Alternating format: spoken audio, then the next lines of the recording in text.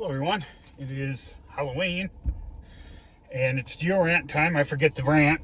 Today I'm just going to talk a little bit about metamorphic rocks because they're a little complicated to understand. I know people, we classify things, we like to have definite boundaries, you know, and engineers are notorious for this. Something is or it isn't, there's no gray area. Well, nature doesn't exist like that.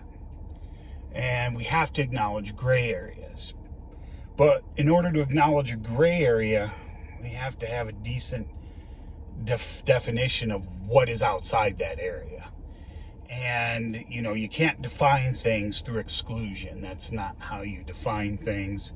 And you can't define things by, if I see it, I know it. That's not a way to define anything either. That's what people who have no clue what the fuck they're talking about, that's what they say. Okay?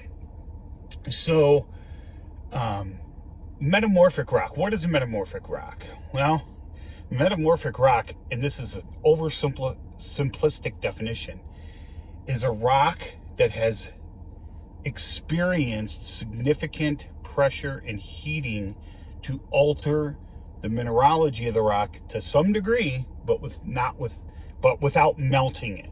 You know, so it doesn't become a melt. Because remember, rocks by definition are solids. Okay, so, well, what does that entail? Well, obviously, you can pretty much pick out high metamorphic grades. This is my new updated book. I'm trying not to make this too long for you guys. I'm going to show you some charts in here free of charge. I added like 100 pages to this book, so it's a little thicker. This is typically what we use for a phase chart. So basically you need burial at depth and pressure added, but you can also get metamorphism through things like what do you want to call it, contact metamorphism. I'm sorry, I had a brain fart. And some of us even consider hydrothermal I'm on a roll today. My brain got fried at work. Hydrothermal alteration as causing metamorphism or an agent of it. But where's that lower limit? Where is this? And these are different phases, and see, we can tell mineralogy if we can identify the rocks. You know, we can tell generally what grade of metamorphism a rock has had.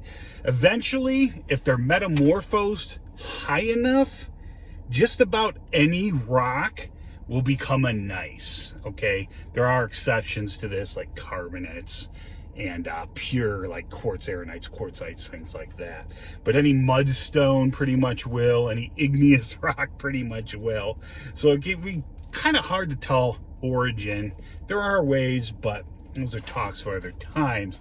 So where is this lower boundary? Well, the page right before that is this. I kind of did this. Now, you have people who are petrologists, people who identify rocks for a living, and they are necessary because that's how you start making predictions about not only just academic ones, but other ones as well. But if you ask a igneous metamorphic, well, probably just metamorphic guy, what is a metamorphic rock, they'll pretty much put anything in there that they can.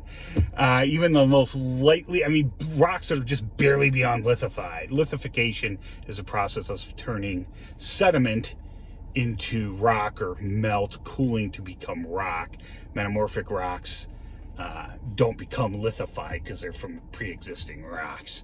So, you know, they'll count just about anything metamorphic. And there's other people who won't. Like, you go to Baraboo, Wisconsin, and if you're south of the 45th parallel, you're going to call the Baraboo Formation a quartzite. Okay, and that's perfectly fine, because it is a quartzite. But you go up north to Ontario, and you see things in the same metamorphic grade, they'll call them sandstones. You know, it depends on who you ask. You know, some people, they talk about the protolith, but technically Baraboo is, Romulus is here, is a quartzite. It is metamorphic. And then you get people who think chemical alteration can cause metamorphism, and those people are not correct. no metamorphic petrologist is going to argue that, but I do hear people say, like, people who say dolo stones are metamorphic. They aren't. They don't form. Their mineralogy has changed, but it's not through heat and pressure. It's through chemical alteration in the rock due to groundwater flow or some alteration in diagenesis. The same thing with very ferrous sandstones. Most of them, there are some that are precipitated with a lot of iron in them, but most aren't. You know, that's all secondary. Okay, that's not metamorphic. But you know, it's like if you include hydrothermal. The reason why I like to include hydrothermal to a degree is because, I mean, 300 degrees Celsius is about as hot as a hydrothermal injection can be.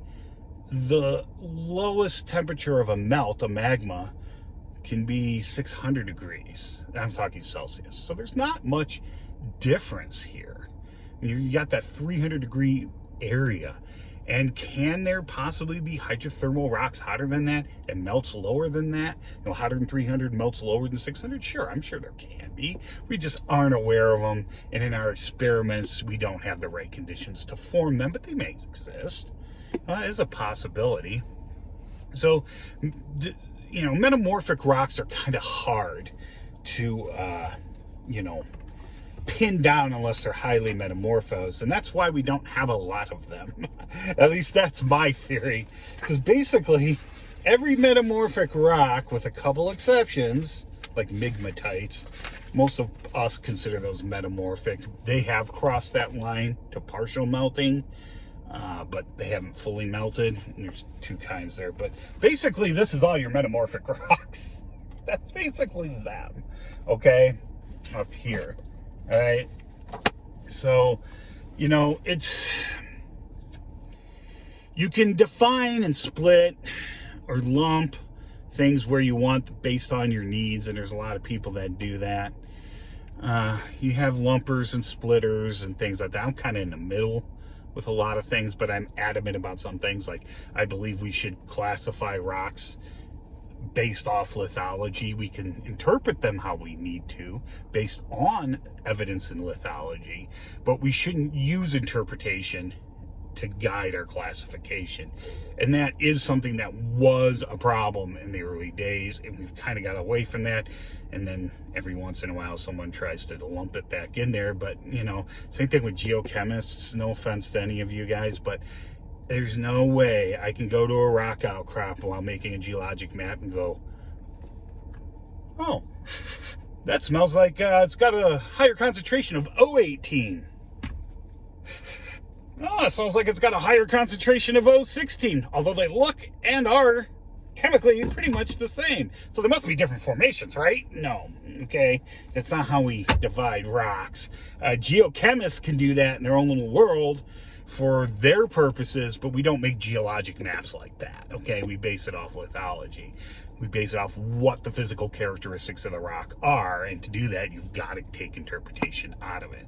That's why terms like diamictin have come into favor over other terms and whatever. But anyway, I think that's it. If you guys have any questions or comments, please leave them below. And this is on Amazon. The paperback won't be out till next year, but like I said, this is $60. I do have a commercial waiting for it, but this is not one of my better selling books, but I think it's one of my best because it's a reference book. It's not a teaching book. It's not a roadside book. You know, it shows you how to, you know, if you're proficient at rock identification, it's a good reference for that. You know, for having basic lab things. You don't need thin sections to do this, although I do have a tiny bit in there about that. But anyway, that's it. Questions, comments, please leave them below, and I hope you learned something.